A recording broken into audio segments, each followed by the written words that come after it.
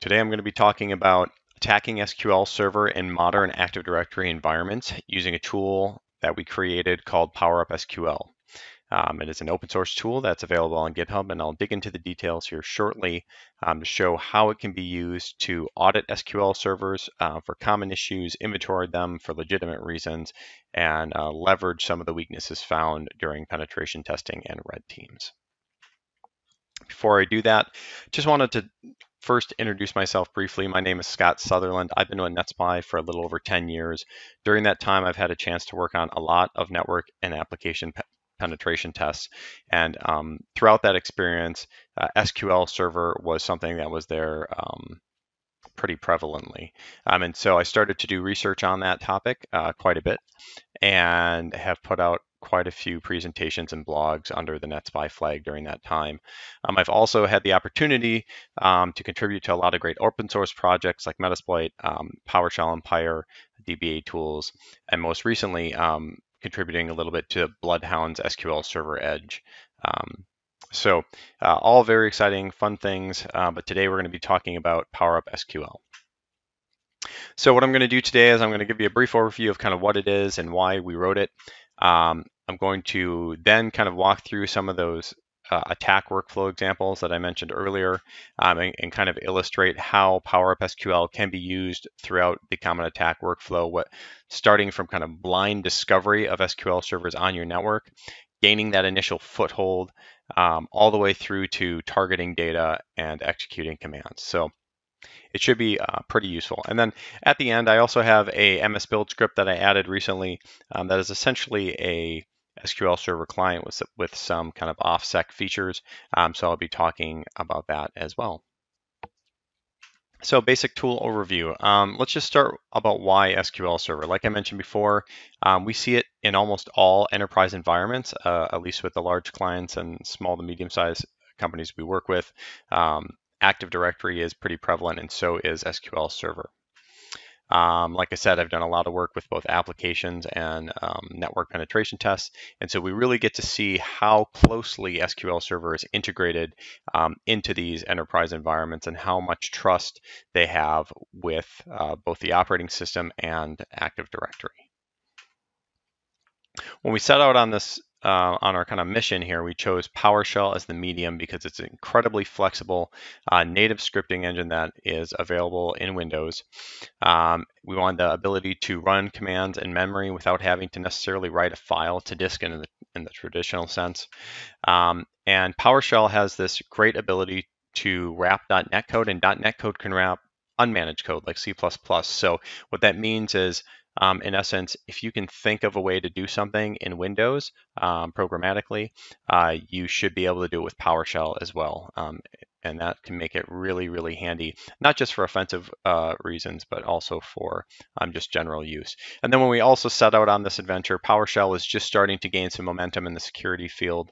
A lot of antivirus and EDR solutions weren't very good at seeing it, including application whitelist solutions. And so while that has changed a little bit over time, I guess we've seen on a lot of internal penetration tests and adversarial simulations that that it's still useful today. We still are able to use PowerShell in a lot of malicious ways without detection. So it still stands most of the time. So what were we setting out to do aside from just generically attacking SQL servers? I think one of the major problems was there weren't a lot of SQL Server attack tools out there that were super flexible. Metasploit had a few modules in it written by Carlos Perez and a few others.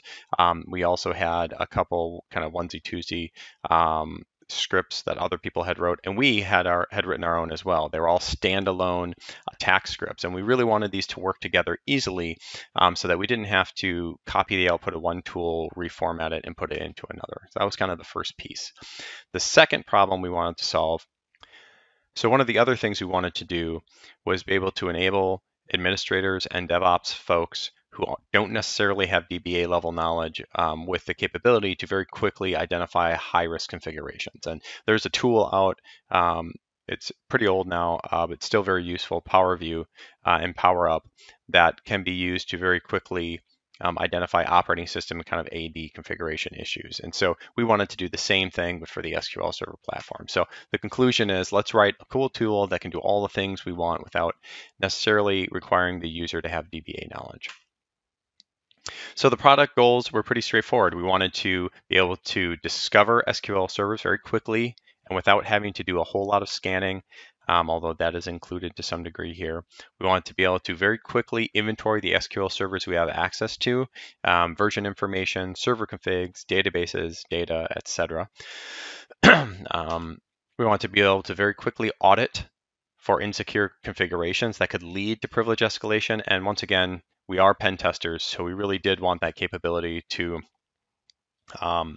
flip a switch and go from audit mode to basically privilege escalation mode in order to escalate a privilege. All right. From a project goals perspective, we really did want this to be more flexible. We want to run it against multiple servers at the same time, so we are doing some, excuse me, some kind of pseudo threading using run spaces, which is great, definitely more stable than the jobs in PowerShell. We want some flexibility too. So PowerShell supports this thing called the pipeline, where you can very easily take the command output from one command and feed it into another. And what this results in is a lot of really great one-liners that we get to use within PowerUpSQL that you don't really get with other toolkits. So just ease of use, once you're more familiar. And lastly, portability. Wanted to be able to use this tool without having to rely on the SMO libraries or DLLs that come with SQL Server. We just wanted to use the .NET libraries that have been around since .NET 2.0, and so that's really what we were doing. And then I've also, for the most part, originally started with one big file that contains all the functions, so we can reflectively download it during red team engagements or pen tests very easily. But the project has grown, and we'll talk about what else is available beyond just kind of the core capabilities in a little bit. Oh, here it is. So over time, the last 4 years of this project, we have developed a wiki that has a lot of great information to get you started. If you haven't used this in the past, setup instructions, cheat sheets with common commands, code templates with the raw TSQL that a lot of these commands are built around, functional documentation. At this point, I think we have over 85 functions that can be used to attack SQL Server, so there's a lot there. And then I also have links to previous presentations, blogs, videos, etc., to get you started. So whatever your medium is for learning, hopefully we have something out there. And if it's not out there, feel free to ask via GitHub or catch me on Twitter.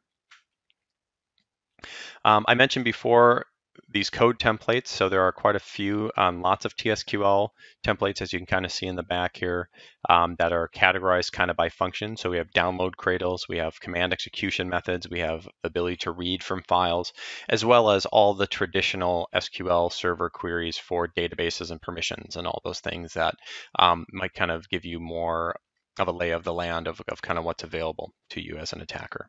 But I've also built some C#, C++, and VB script that can be used in different contexts within SQL Server. So check them out, use them, modify them. All right, so setup options, you can install it the formal way at the bottom here. It is a toolkit that is out there in the PowerShell gallery. You can reflectively download it from the internet, so basically pulling the PowerShell into memory and executing it without having to drop the file to disk in a traditional sense. Or you can download the file and import it temporarily within your PowerShell session. So lots of options there. All of that's out on the wiki, so don't worry too much about that at the moment. Once you do have it installed or set up, you can then list all the functions with the get command, -module PowerUp command within PowerShell, and that will give you kind of a list of the available functions. Like I mentioned before, there are over 80 at the moment. Some of the more common functions that people are interested in are invoke SQL instance domain, which will allow you to very quickly enumerate SQL servers associated with the domain. UNC path injection, which is kind of one of the more common privilege escalation techniques used. And then we have, as we go down the line, other very common and very popular functions related to auditing, privilege escalation, inventory, etc. PowerUpSQL does support quite a few different discovery methods. I think for the sake of today's discussion, I'm really going to focus on that domain level discovery as a domain user. So I will skip into our next demo here to talk a little bit about that.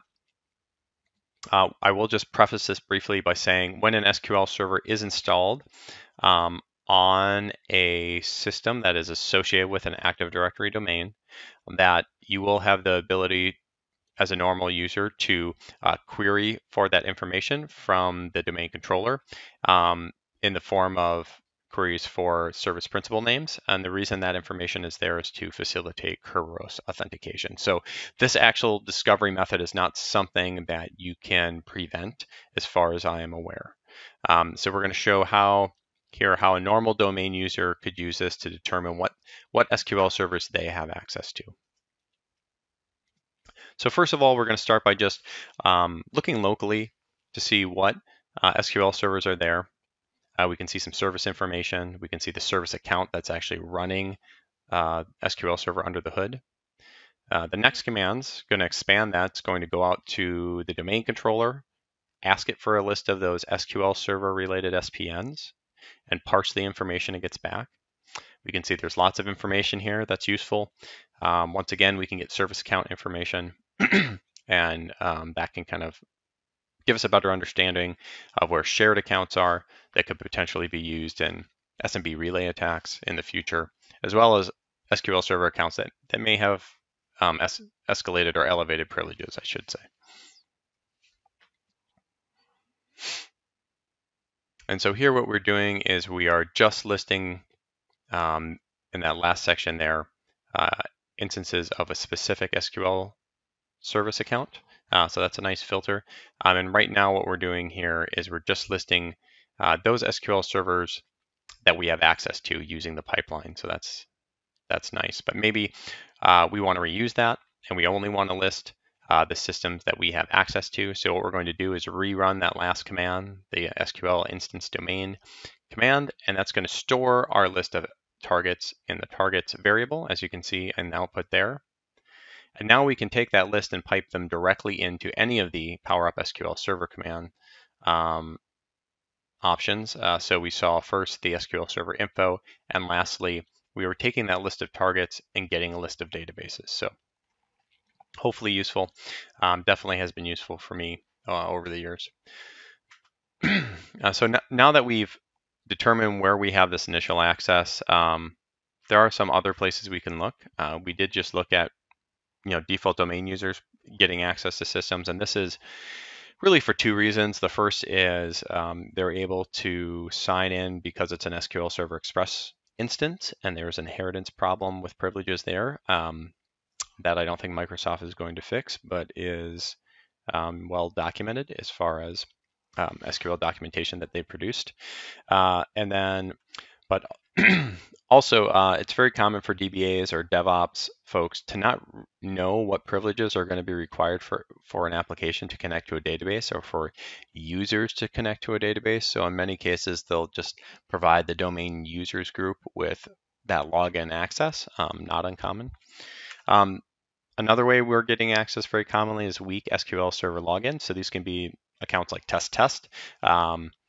They were very, very common 10 years ago. Now we see them in about 1 in 10 environments, things like that. We also have default SQL Server logins. This is where you would test for SA with a blank password or something similar to that. That's very rare these days, but what is very common these days are these third-party application deployments that use SQL Server on the back end that are configured with their own default SQL Server password. So let's take a look at some of these options from an attacker perspective. First, we're going to use the invoke SQL audit weak login PW function. So what this is going to do is first, we're going to blindly enumerate all the SQL Server logins on an SQL Server we have access to but don't have sysadmin privileges on. It will enumerate all the logins, and then from there, we're going to just try username as password. And we've had an incredibly high success rate. I'd say maybe 50% of the environments that we are in, this works as a technique for gaining access or elevated access within databases that we've got a foothold on.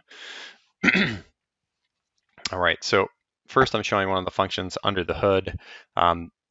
This can be used to enumerate all the users if you didn't want to do any password testing. But we can see here very clearly we're able to get access to a list of users we're not supposed to get access to. Next, we're going to use that user list and guess a username as password, and we can see that runs very quickly. And the output contains a brief description of what the vulnerability is, which is a weak password in this case. It will also highlight what the account name is, whether it's a sysadmin or not, and then give you some linked information. So pretty straightforward, very useful. Like I said, I can attest I've used this in many enterprise environments with some success. Another scenario that I'm trying to illustrate here is that sometimes you'll guess test, which gives you a foothold on an SQL server, but doesn't give you access on the domain at all, the Active Directory domain. And so what you can also do through SQL Server, if you are even have the least amount of privilege possible using the public role, you can enumerate domain objects. So that includes domain users, groups, and computers. And so here I did a sample illustrating that point. I also have a Metasploit module that does this, but if that's something that you need to do, just know that that functionality is available to you. All right. In this scenario, we're going to be checking for SQL Server instances that have very specific names that are associated with third-party applications. So once again, just to reiterate, we're going to check out our local instances, look at the instance names, and then based on the instance name, try to guess the default password. And so within the function I'll illustrate here, we have over 50 applications that have default passwords associated with SQL Server. So it's very low impact. The chance of locking accounts very low, and the payoff's very big. In most cases, you're getting some type of sysadmin privilege. So this is how this works. This is also a great technique for red teaming. You don't necessarily want to perform the scanning operations that you're going to see here, but you can use the same technique manually. All of the instance names and passwords are in the source code, so feel free to check those out and do that independent. So just to go back here, we can see we got local instances. We piped it to check to see if any of our local instances had a weak or default password. We can see that we did find that. And then once again, we're spitting out what equates to a finding that you would get in a report. Right, so you can see here at the top that we found an instance match, which was Bosch SQL, and then we tried the default credentials and that worked. And below we can see the output, and we can see I actually have it dynamically create the command to query the target server. So you can do an example there and see that it's successful. So super useful. You can also use the -exploit cmd flag at the end if you want to automatically execute the exploit instructions. So lots of options there. All right, defense evasion. Once you have a foothold on the SQL server, you want to make sure that you're avoiding detection of from the SOC team. SOC team might have a number of different controls in place to identify potentially malicious activity on the SQL Server layer. And one of the ways they do that is by enabling server level audits and database level audits. So server level audits are really focusing on configuration changes. Database level audits are really focusing on the types of queries that are being executed.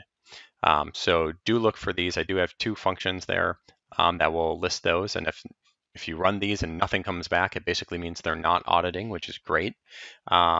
If they are auditing, then there are a few different approaches you can take.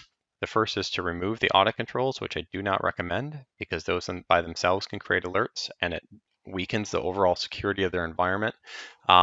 Same with disabling audit controls. You can leave them in place and disable them, but you run the risk of alerting and drawing attention to yourself. So usually what we do on our engagements is we just dump the list, and then we choose techniques that aren't being audited. So if they're looking for XP command shell, we just don't use XP command shell for command execution.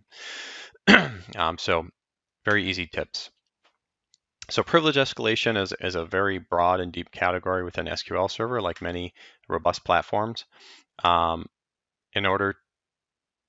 Usually the goal here is getting sysadmin privileges as a least privileged user, getting operating system execution privileges once you have sysadmin, or if you're a local administrator on the system, getting sysadmin privileges from OS admin perspective. So there are lots of directions to go. Generally speaking, if you're going from a sysadmin to the operating system, you're required to be explicitly put in the sysadmin fixed server role. There are a couple other explicit permissions that might allow you to take similar actions, but they're definitely not the default. Most command options, once you are trying to execute operating system commands on SQL Server, are going to be run as the SQL Server service account, and the privileges of that account can vary wildly. Sometimes they can be domain admin or enterprise admin. Sometimes they might be a restricted local account. Either way, you're going to have to evaluate that once you get to that level if you're performing, things like domain escalation. So things to be aware of. And generally speaking, one of the neat tricks in most enterprise environments is that most of the time, the service account that runs underneath the hood is a sysadmin, which is kind of the core principle behind privilege escalation into the database. So giving people a route to go from local admin to sysadmin is typically what we're thinking about there. So here's a very basic example.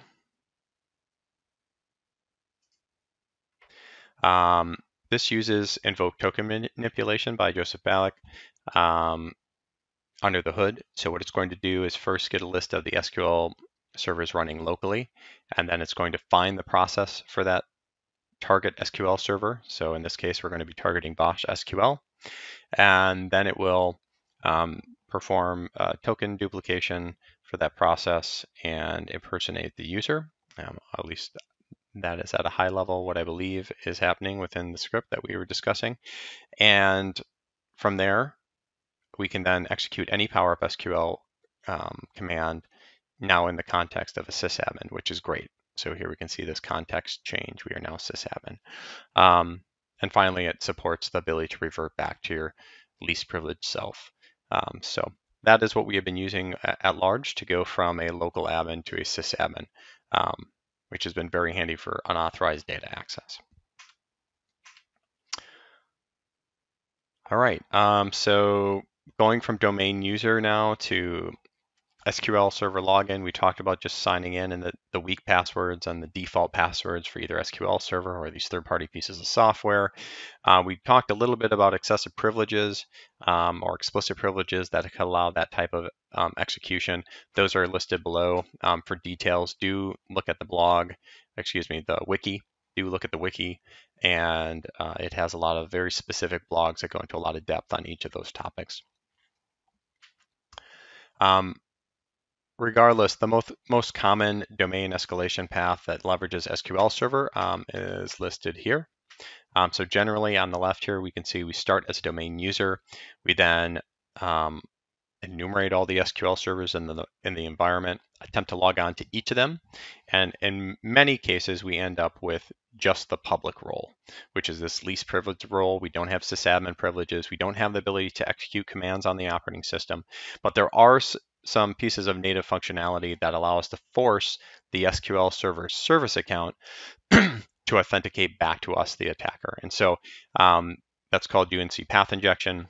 And from that, we're able to either capture the NTLM, net NTLM password hash of the SQL Server service account and crack it, or we're able to relay it off to another server where the same service account is being used, which typically means it will have local administrative rights. So a lot of success using both those techniques, but those are great for both, like I said, privilege escalation on the domain and privilege escalation on the database level.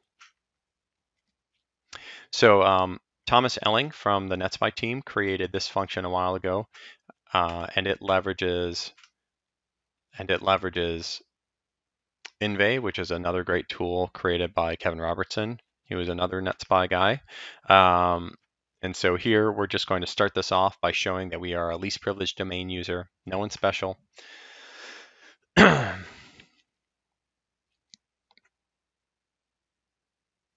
And we're going to use this tool, and what it's going to do is run as our standard domain user.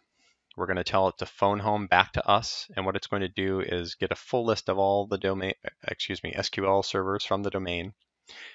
We're going to take that list, attempt to log into each of them. We're going to perform UNC path injection to force each of those servers to authenticate back to us, and then Inve will collect all of the net NTLM v2 password hashes. And we can see how quickly that occurs. So it's a very handy, very useful, very fast tool for escalation. It's something that's very handy during network penetration tests, but is a little loud during red team engagements. But you can be more selective with these techniques if you want to keep off the radar. So anyways, there you go. You can kind of see the password hashes there that you can then drop in your favorite cracker. As we talked about very often, the point of escalation for many people is command execution. So that leads them into privileged states, or allows them access to certain files or databases or segments. So in SQL Server, there are a number of ways that can happen. Usually, like I said, the Windows Service account that runs SQL Server is what you're going to be running as. There are some instances where you can run as an alternative domain user, or the user associated with the SQL Server agent service, if that's what you're going to be executing through. There are a ton of options. Here's kind of a basic matrix of some of the things that we've investigated over the years. You have your traditional XP command shell. You have your custom extended stored procedures, custom CLRs, and those can really extend the functionality of SQL Server to do anything. So quite literally, you can use SQL Server as your C2 platform if that's your desire. And on down the way. I think that the main thing I want to illustrate here is that there are many options. So choose the one that fits your use case the best. PowerUpSQL functions are there for basic proof of concepts, for direct command execution. And if you really want to create something custom, or maybe you're doing SQL injection, then I would use the PowerUpSQL templates that are in that templates directory off the PowerUpSQL.com wiki. So lots of great stuff to work off of, and I very commonly use those today as well. This is just a basic example of the common command structure. So for any of the invoke SQL OS commands, what you're going to see is it's going to first check to see if you have sysadmin privileges. If you do, or the correct explicit privileges.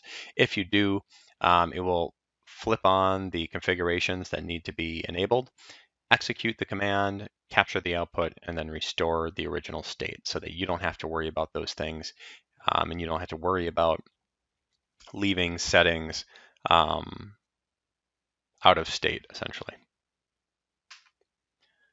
All right, one of my favorite methods for command execution is CLR assemblies. They're just .NET DLLs, basically, with .NET functions or methods.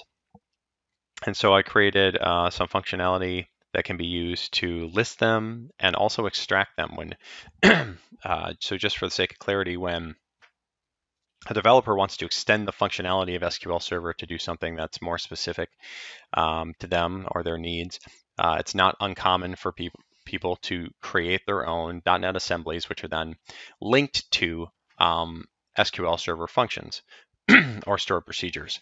And so the way that this works is they actually they create the DLL, and then they create a giant kind of byte string that's then sucked into the database. And so the DLL is actually living in the database as a value.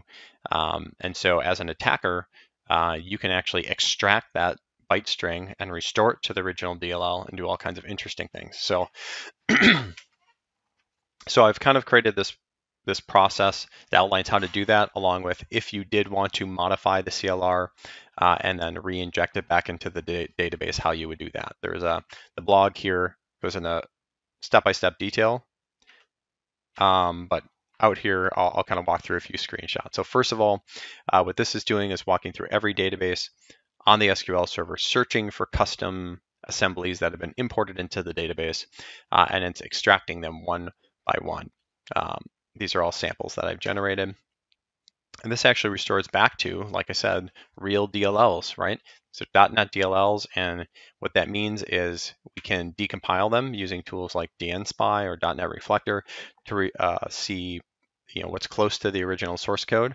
And from here, you can modify that and recompile or hot patch. NetSPI is awesome because it allows you to do hot patching of binaries and assemblies. The only catch in this scenario is you do have to modify the MVID value. Otherwise, what happens is when you go to import the DLL into SQL Server, it will not identify it as a custom build. Basically, that MVID is the ID that's associated with a custom compile. So super handy. Definitely had a lot of success there. Aside from being able to backdoor things and get IP, very often there are connection strings, FTP passwords, encryption keys, all kinds of things baked right into these DLLs that you couldn't get to otherwise. So I've definitely used those within attacks to decrypt sensitive data that I couldn't have decrypted otherwise. So really neat. Data targeting is also a very big topic, obviously within SQL Server, very popular. So we have a couple functions and tips when targeting. I do have a function called get databases or get SQL databases, which you can use. That gives you tons of great information, which I'll show you in a second, along with get find sensitive data functions, which I'll also show in a demo coming up. But once you have the basic list of SQL servers and have dumped an inventory of databases, when you're looking for sensitive data on scale, there are a few key things to look for. The first one is targeting large databases, because when people use their databases, they fill it with data, and go figure they get bigger. So part of the metadata you're going to get is their size. So check that out. Also, when databases are flagged for transparent encryption, it usually means people are tending to encrypt things because there's something sensitive there.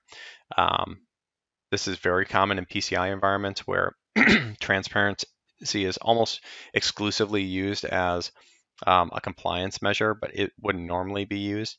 So you might find things like cardholder data, credit card information, etc., other PII. So lots of success there. And then very simple searches based on keywords. So looking at columns for keywords that might have interesting information like card or social security number, etc. So there are a number of different functions here you can see listed here. Feel free to check those out. Here's a really brief demo. So what this is going to do is import the PowerUpSQL Server module. We're going to get that list of SQL servers on the domain, and it's going to go through each of those databases, searching for tables that have specific column names, and then it's going to sample data from each of those databases. And so if you look here, you can see the sample size is only 2, but you can increase that. You could change the keywords to look for other things. This is actually based on some work done years and years ago by DigiNinja. I want to say his first name is Robin. Last name's escaping me at the moment, but sorry for that. Anyways, it's kind of a port of that, and we've also found this very useful for things like PCI discovery on non-PCI environments. So very useful. Like I said, I did create a little MSBUILD script as well. We have all these auxiliary scripts for doing things like command and control over SQL Server, and for doing things like attacking SQL Serverlite databases. I have all kinds of kind of auxiliary scripts in the PowerUpSQL Server repo on GitHub. This is another one of those that we came up with during a red team engagement where we really wanted to interact with SQL Server, but we wanted to avoid detection. And in the particular environment, MSBUILD was getting ignored basically. This is based on a template originally created by Casey Smith. What I did was essentially created an SQL client that has a few options hard-coded in it that will allow you to immediately write the results of any query to a CSV file, exfiltrate out to the internet over ICMP or HTTP. So couple basic things there. So check that out if you're interested. The neat thing about MSBuild scripts is, most of the time they're in CSproj files. There are a couple different ways to execute them. They can also be XML files. So you can execute them explicitly, as you see in the first two options. But the one I think is really neat is simply navigating to a directory where the CSproj file exists. And if it's the only CSproj file in the directory, you can just run MSBuild with no extensions or no targets, and it will run your file for you. So kind of a fun thing. So lots of options in here for the data exfiltration I mentioned before. There are also some options for enabling and configuring encryption of all of your exfiltrated payloads, which I recommend doing, but I don't have enabled by default. So do check those things out. I also have a basic help menu to give you some direction on how to use the console. It is an interactive console, so you basically run the MSBuild command. It will pop out this SQL client, and you can set connection strings for your targets. You can list SQL SPNs to get a list of all the SQL servers on your domain and target them kind of one at a time to exfiltrate data. So maybe long term I'll spend a little bit more time on this and fleshing it out, but for the moment it kind of is just kind of a fun thing to have around for those red teamers out there. Take it and feel free to cannibalize it as much as you want. I guess I have one more screenshot here that just kind of shows you basic usage beyond the help menu.